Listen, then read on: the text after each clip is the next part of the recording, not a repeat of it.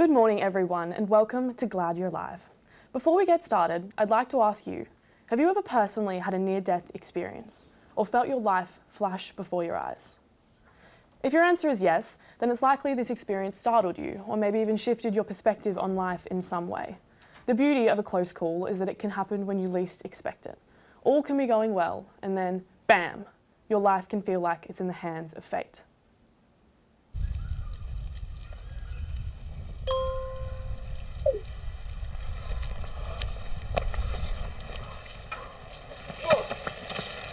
Oh man.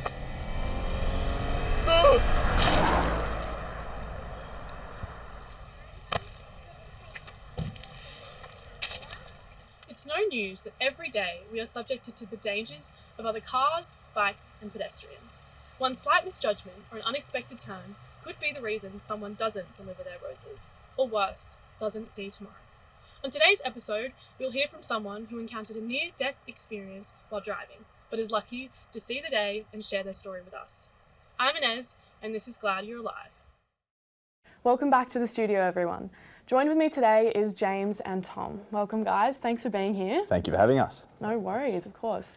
So, you both encountered a near-death experience, the same one.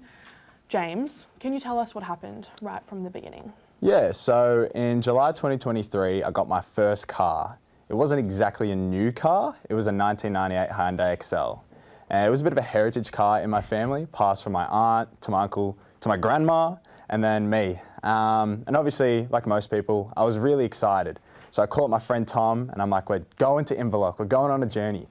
So he was happy, he's packed his bags, come over. We get in the car, ready to go. But it's an old car. There's no music, no Bluetooth, no AirPlay, nothing of that jazz. It's a tape recorder. So we need to find a way to play our tunes on the tape recorder. So we spend all Melbourne trying to find a compatibility device, and we find it. And by the time we find it, it's night time. So a little bit later than we expected, but we're on our way, enjoying ourselves, cruising, listening to tunes. And we're leading into this straight, and I see this 40-kilometre sign. And I know that means sharp turn. So I begin to ease into my brakes, and as I go, turning, I see these big, bright, flashing headlights in front of me, and it's a car driving on the wrong side of the road. And I try to react as fast as I can, but sure enough, bang! I feel the seatbelt jolt against my chest, my ribs go into the steering wheel, and yeah, I look at the window dash, it's all cracked. I look to Tom, make sure he's all right, and that's when I realised I was in a near enough head-on collision. Yeah, wow, that sounds really scary, actually. And Tom, you were in the passenger seat when the collision occurred. What was going through your head? Look, I was just, well, obviously before the accident, as James said, we're listening to music, we're vibing out, having a good time.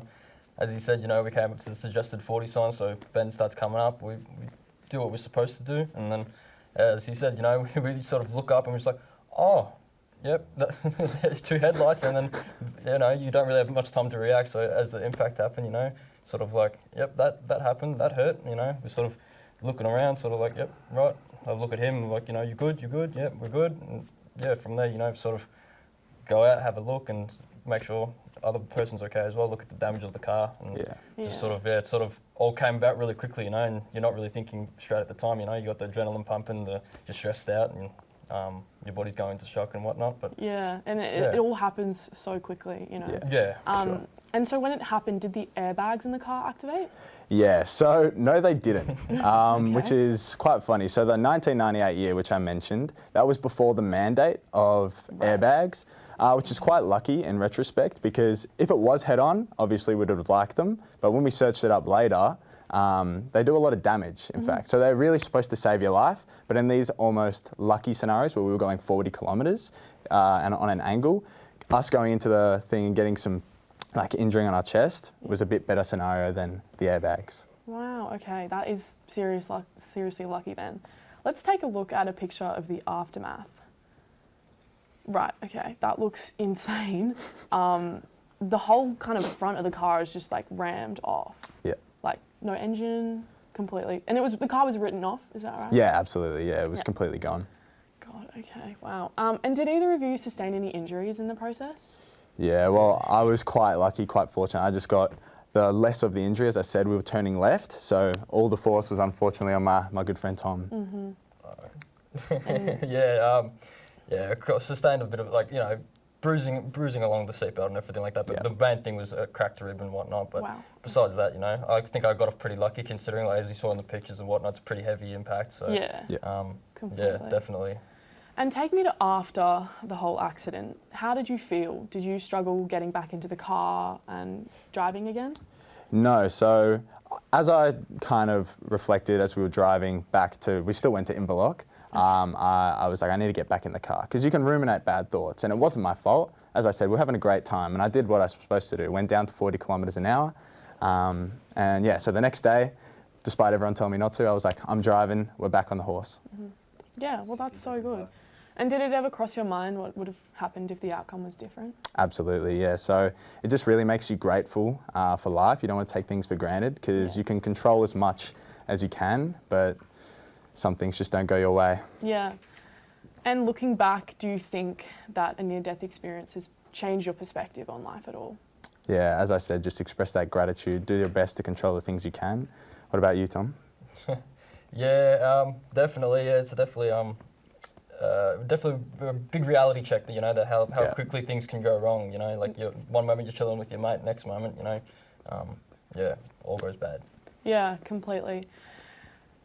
And thank you again for coming in today. We really appreciate you guys sharing your story and your bravery. We are certainly glad you're alive. And if you'd like to share your story with us on X, please use the hashtag GladYou'reAlive. I'm Inez, and thanks for tuning in to Glad You're Alive.